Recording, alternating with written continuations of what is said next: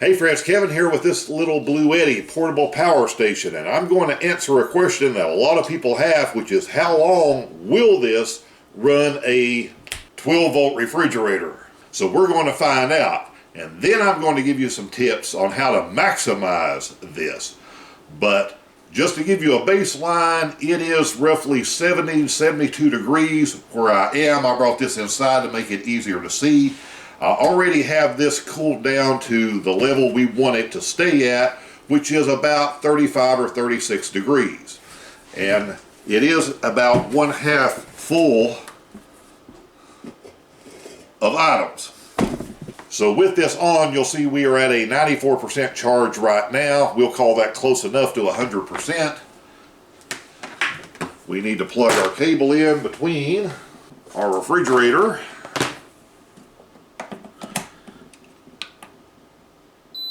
Cut that section on.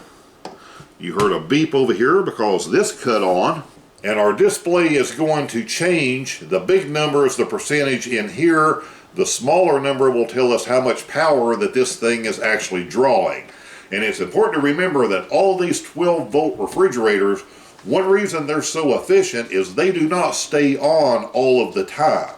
What happens is they go through cycles, on and off, every few minutes. And when they're in one of those on cycles, then they cool for 10 or 12 minutes maybe that it's running to get things cooled back down, keep everything at a constant temperature. So even though this has the power going to it, you can see the little display going. This at the moment is pulling basically no power because all it's doing at this point is feeding this enough to basically light that little display up. So when this decides to go into its next cooling cycle, you will see these numbers change. And for our little experiment right here, it is 10:30 in the morning. Let's see what we end up with.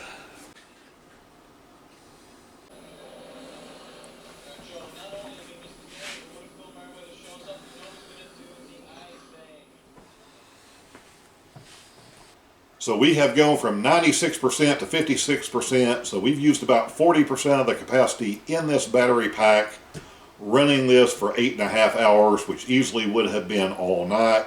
We'll let this continue on and we'll see if we stay within these same numbers as we pull this Bluetti power station on down. 13.5 hours, 36 degrees, and this is on 31%. So we've gone from 96 to 31, 13.5 hours. So that should put us up in about the 20 straight hour range with this. So if this holds and we got 20 hours off of this small Bluetti EB3A, that means if you moved up to a larger Bluetti, you would be able to get probably about 45 straight hours out of it without any charge going into it.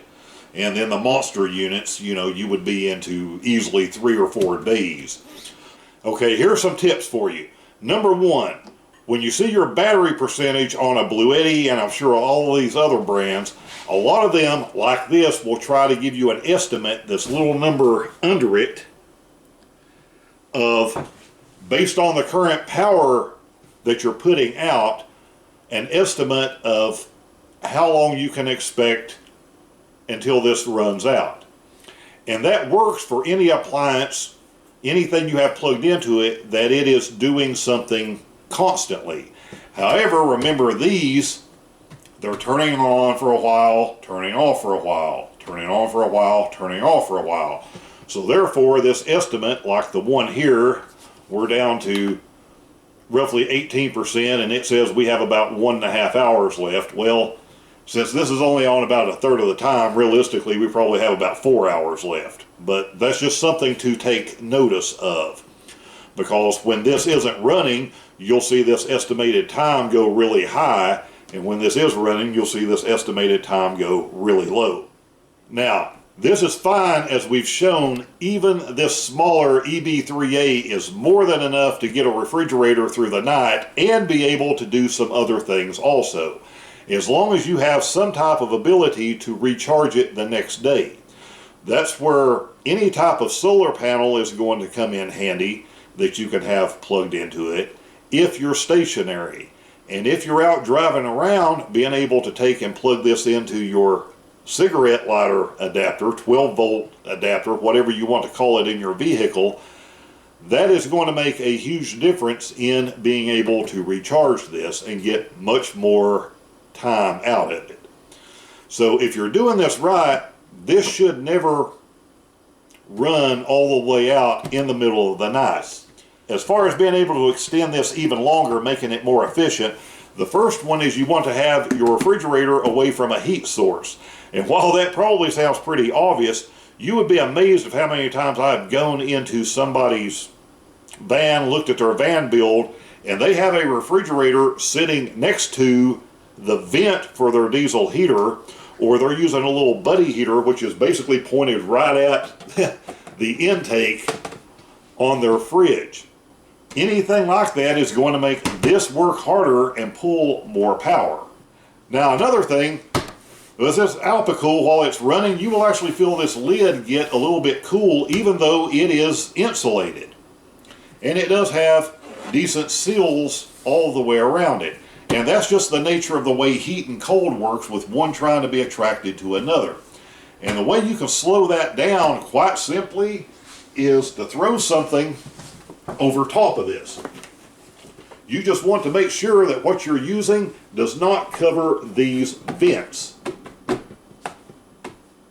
But it doesn't matter if it's some towels, it doesn't matter if maybe it's a blanket, whatever it is that you can get around this, especially the top of this, is going to provide some help for it. It's going to make this work less, which is going to make this work less.